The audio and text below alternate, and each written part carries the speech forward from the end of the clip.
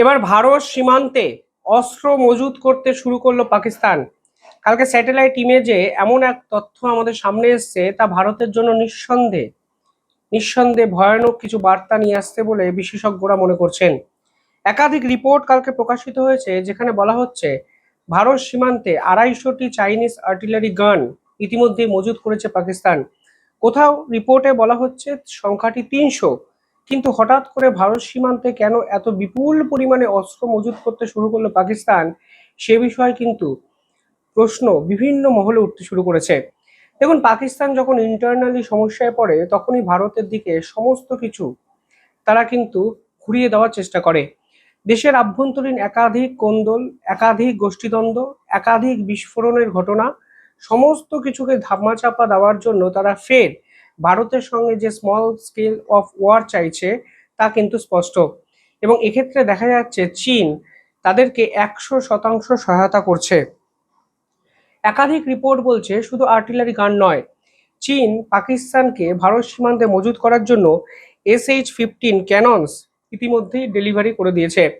এবং সেই SH-15 ক্যাননস, অর্থাৎ সেই আর্টিলারি গানসের গাড়ি, ভারত সীমান্তে কিন্তু তারা মজুত করতে শুরু করছে। ইতিহাস বলছে যখনই তারা এই ধরনের অস্ত্র ভারত সীমান্তে ডিপ্লয় করেছে, ঠিক তখনই কিন্তু তারা ভারতের বিপক্ষে যুদ্ধ শুরু করার একটা আভাস দিয়েছে, এবং যুদ্ধ কিন্তু শুরু হয়েছে। ফলে হঠাৎ করে আসিম মুনিরের সেনাবাহিনীর এই তৎপরতা কেন, সে বিষয়ে কিন্তু আজকের দিনে দাঁড়িয়ে সব থেকে প্রশ্ন উঠছে। 2019 সালে চীনের থেকে এই SH-15 অর্ডার দিয়েছিল পাকিস্তান।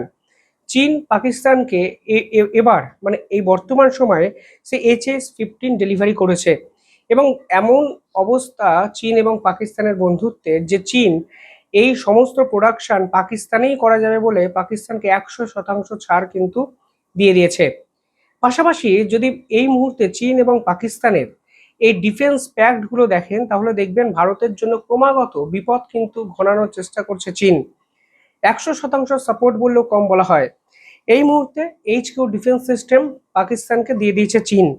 মিডিয়াম রেঞ্জ মিসাইল সেই ডিফেন্স সিস্টেমে কিন্তু লাগানো আছে।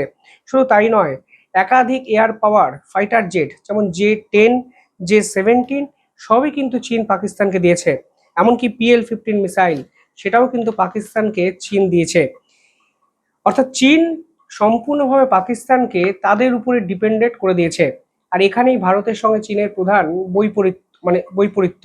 মানে পাকিস্তান যেখানে চীনের উপর 100% ডিফেন্স ওরিয়েন্টেড বিষয়ে ডিপেন্ড করে আছে, সেখানে ভারত কিন্তু তার একাধিক মিলিটারি চুক্তিকে ডাইভার্সিফাই করেছে।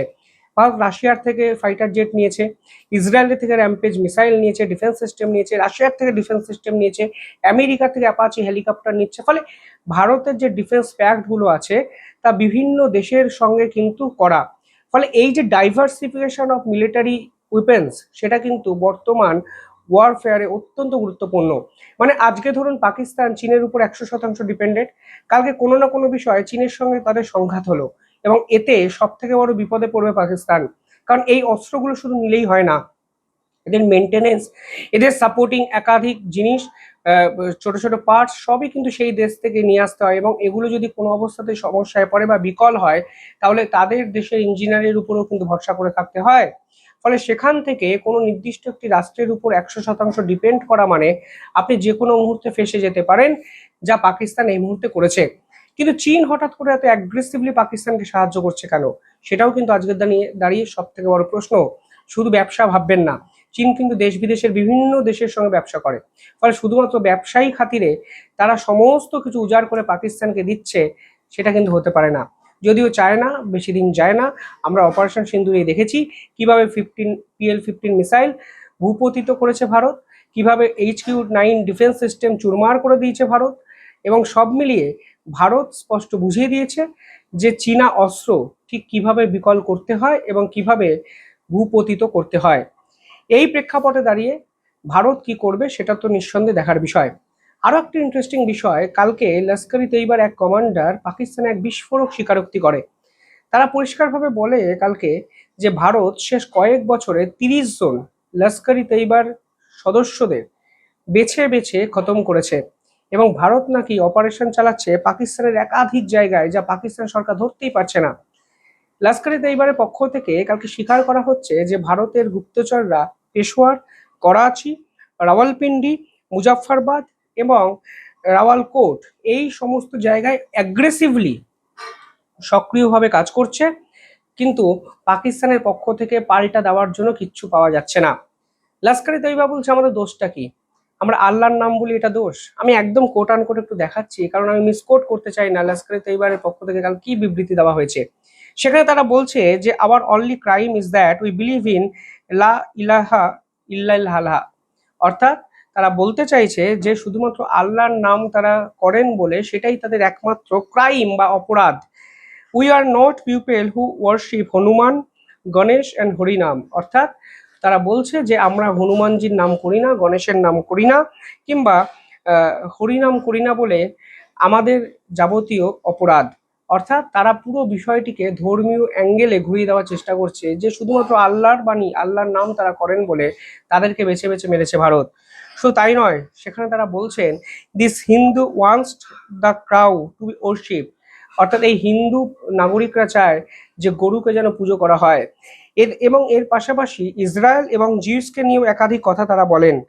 তারা বলেন যে as long as a servant of Allah, যে আমরা যতদিন আল্লাহর পূজারি আছি, আল্লাহ সার্ভেন্ট আছি, the last Muslim is life, he will never allow the cow and the calf to be worship, তিনি কখনোই গরুকে পুজো করতে দেবেন না, সেটা যদি ভারত মারেও তাতেও কোনো যায় আসে না।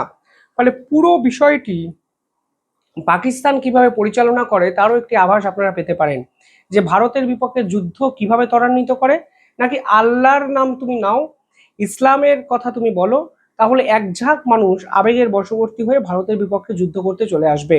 এবার এমন তারা বিপাকে পড়েছে যে তাদের সদস্য সংখ্যা এতই নিহত হয়েছে ভারতের এই গোপন অপারেশনে, যে তারা ফের নতুন সদস্য রিক্রুটমেন্ট করার জন্য এই ইসলামিক কথাবার্তা বলে তাদের ভাবাবেগকে জাগরণ করে তাদের দলে নাম লেখানোর জন্য ব্যস্ত হয়ে পড়েছেন।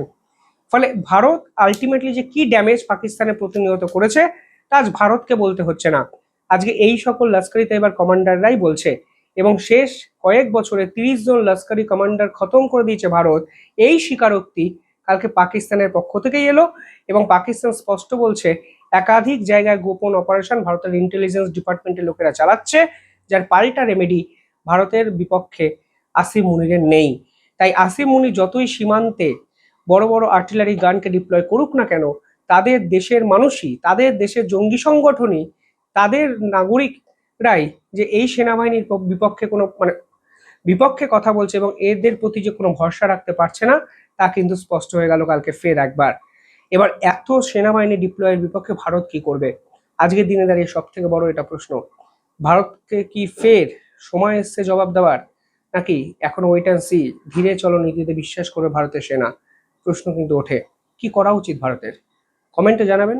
দেখতে থাকুন দ্য ইন্ডিপেন্ডেন্ট বেঙ্গল। ধন্যবাদ।